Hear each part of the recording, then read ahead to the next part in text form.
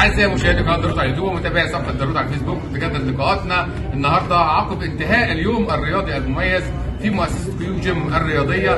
كان نجم اليوم وضيف اليوم النهارده الكابتن شريف حسني والمدرب التحفيزي. بنرحب بحضرتك. انا اللي متشرف وجودي في وسطكم. يمكن احنا شفنا حاجه مختلفه جدا النهارده في التدريب. هنطلع فاصل نعرض لحضراتكم بعض نقطات من حفل اليوم واليوم الرياضي، ونشوف ازاي الكابتن اتعامل مع اللعيبه وبرضه مع المدربين.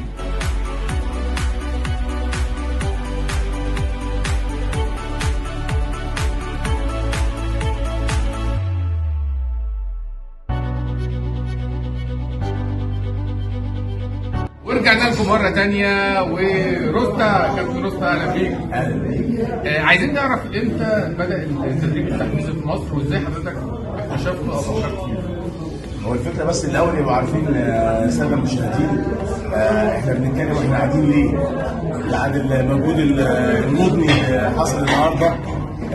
انا جاي بصفتي كرئيس مصر محفز تدريبي من القاهره لغايه بيروت اسيوط في كيان كيو جيم، عشان النهارده كان في مسابقه رياضيه وكان في تسجيل تحفيزي مع المدربين وفريق اللياقه البدنيه اللي حقق مركز اول وثاني وثالث في فتنس تشالنج اللي اتعملت الشهر اللي فات في الاستاد تحت عباءه وكيان الاتحاد المصري لكمال الاجسام.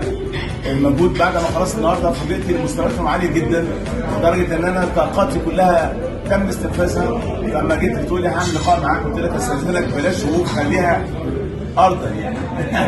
وانا مش عارف اقعد عليه بصراحه، فقال لي عندك مشكله في المفاصل ان شاء الله هنعالجها معاه بعدين. طيب كابتن، لاحظت برضو حاجه مهمه حضرتك اتكلمت عنها، ازاي المدرب بيقدر يتكيف مع الفكر الثقافي للمتدرب وايضا الظروف المعيشيه. يمكن دي حاجه مهمه انا كنت عايز اسال حضرتك عليها بعيدا عن اللقاء، ازاي في الوقت الحالي ان انا اقدر افيد جسمي باكل فيه بروتين واكل فيه تغذيه صحيه سليمه في ظل الاسعار الحاليه. انت كده دخلت موضوعين او سؤالين جوه بعض، وكل رد هيبقى مختلف تماما.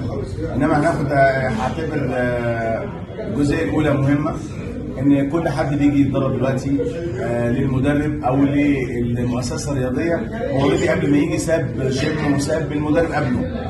فده معناها ان في ضريبه على المدرب الجديد ده ان هو يكون عنده فكر جديد مختلف، بحيث ان هو عن طريقه يقدر يحقق نجاحات اللي بتتمثل في الهدف اللي جاي عشان العميل، ست او راجل او ولد او بنت، اللي جاي عايز ينزل وزنه ويتخلص من الدهون، كتله دهنيه زياده، او نحافه عايز يزود كتله عضليه، او رفع مستوى اللياقه البدنيه لصحته بوجه عام، او تعرض لظروف نفسيه احباط واكتئاب وعلاقات مفككه، فاوريدي الطاقات السلبيه دي عايز يخرجها في على ارض الفلور او ارض الصاله الرياضيه.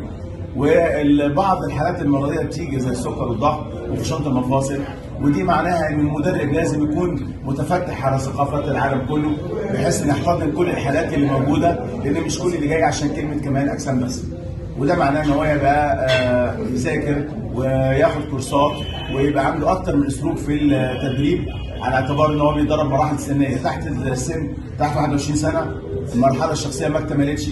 في ناس بيجيله بعد ال 40 اللي هي الماسترز او الستات والرجاله فليهم معامله خاصه، وما بين ال 21 وال 40 فتره النضوج ممكن يكون المدرب عنده 18 او 21 سنه، فحاول ان 21 سنه يتعامل مع 40 سنه، وازاي ال 40 سنه يبص له بنظره القبول والاحترام. وده مش هيجي لما يكون المدرب تقيل بمعلومته وشخصيته ونبقى متزن. فده من ضمن الحاجات رسالتي النهارده اللي انا يعني بمررها على كل محافظات مصر، واللي كان شرف ليا النهارده كيو جيم. تشرفت بدعوته هو وكل مش